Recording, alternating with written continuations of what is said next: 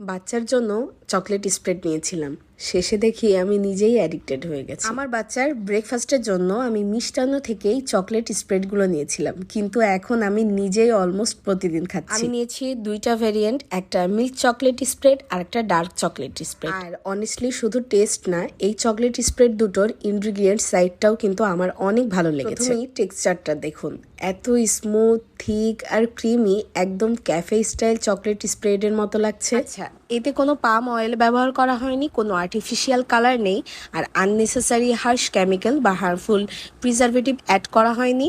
আমি কিন্তু আমার বাচ্চার কথা ভেবেই এটা নিয়েছি। এই যে এইটা হচ্ছে মিল্ক চকলেট স্প্রেড, একদম ক্রিমি, সুইট আর কমফোর্টিং টেস্টের।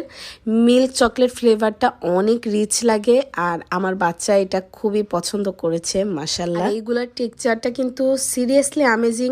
অনেক স্প্রেডে শুধু অয়েলি ফিল আসে, কিন্তু এটা অনেক চকলেট রিচ, থিক আর ব্যালেন্সড।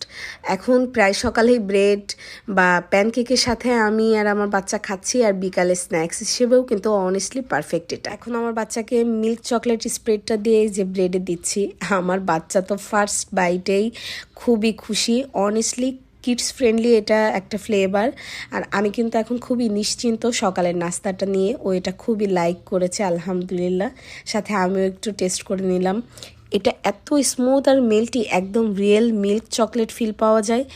আসলেই সত্যি বলতে এটা খুবই মজা। যাই হোক, এখন আসি আমার পার্সোনাল ফেভারিটে, ডার্ক চকলেট স্প্রেড।